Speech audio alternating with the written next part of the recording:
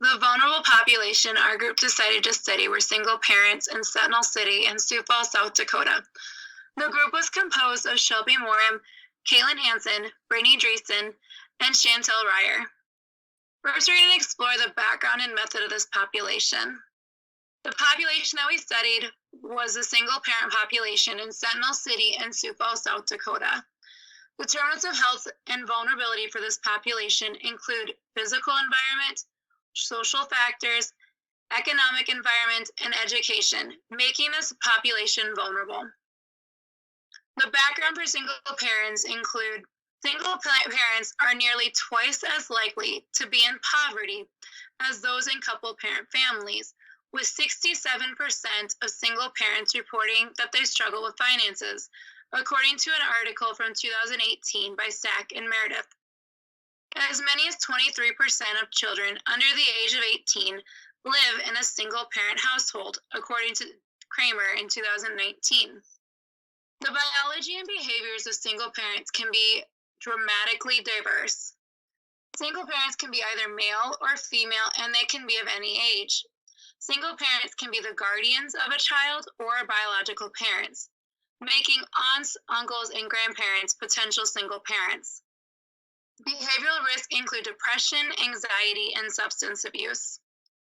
The social and physical environments of single parents were observed in Sentinel City and Sioux Falls, South Dakota.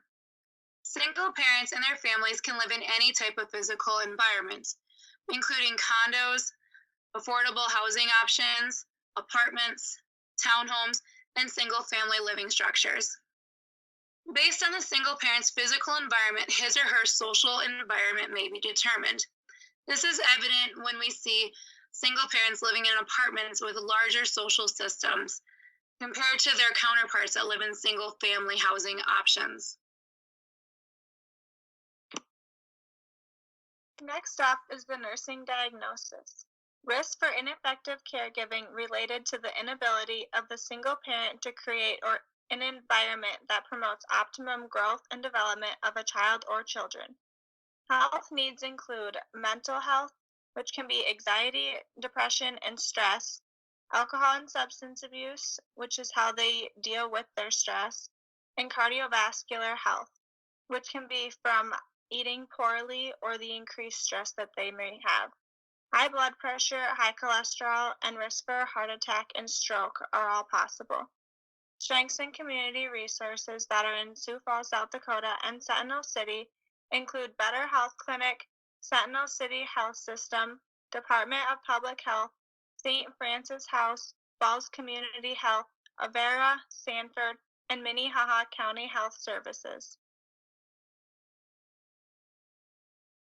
Next, we are going to discuss the collaboration and intervention section. In this section, the action plan was planned out. This action plan involves the public health nurse, the single parent population, and Mayor Hill, who is the mayor of Sentinel City. During this action plan and collaboration plan, the public health nurse will review financial status, insurance, and other resources within the single parent population. The nurse will then observe single parents through the windshield survey. Through the windshield survey, we will collect data and statistics. This information will then be brought to Mayor Hill of Sentinel City so he can present the information, data, and statistics to the City Council and members of the community. Next up, we interviewed Missy Schmidt as our key informant. She was interviewed as a key informant to discuss the single parent population. She is currently the director of Trucks and Trikes 3, located in Sioux Falls, South Dakota.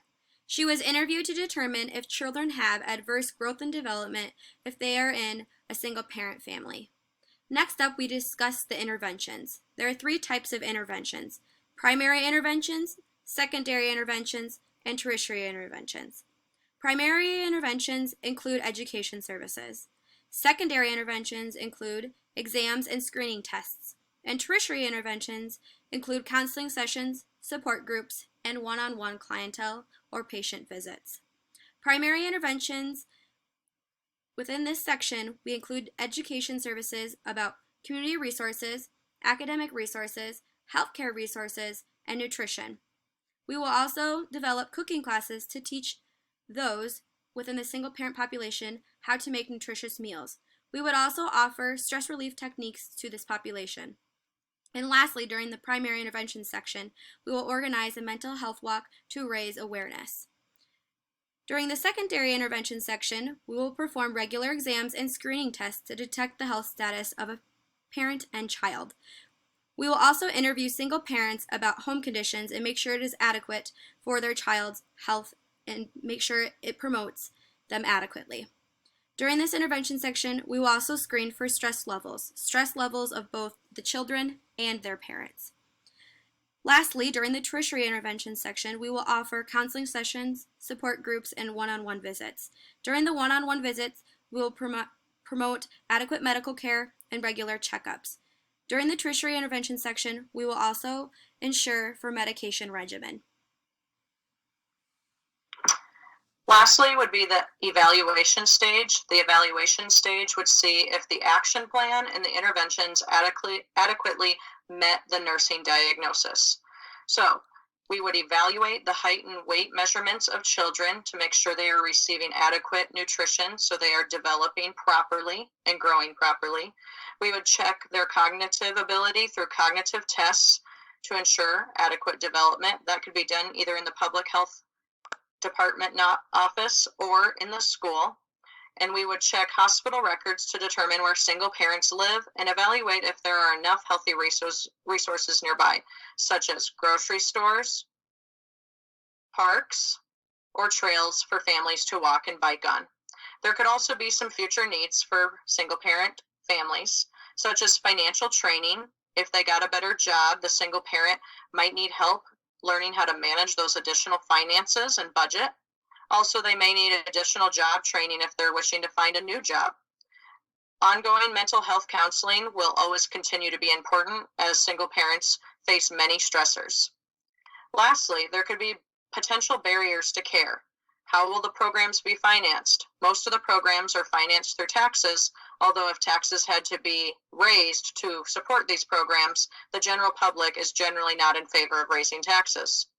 Also, single parents and children frequently move, may make that hard for the public health nurse to assess how the children are doing because the parents are moving around a lot. Single parents may also withhold information from the public health nurse during home visits or visits when they come into the office for interviews. There could also be confidentiality barriers with organizations such as schools and hospitals. And there could also be paternal responsibilities. If a single parent was a single parent mother and she was receiving child support from a father, that could limit her ability to receive resources because of that child support. If you have any questions, we can submit our paper to you. Just email us at the following email addresses for Shelby, Brittany, Caitlin, or Chantel. If you would like our references, a reference sheet is available upon request.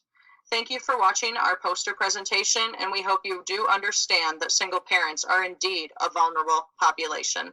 Thank you.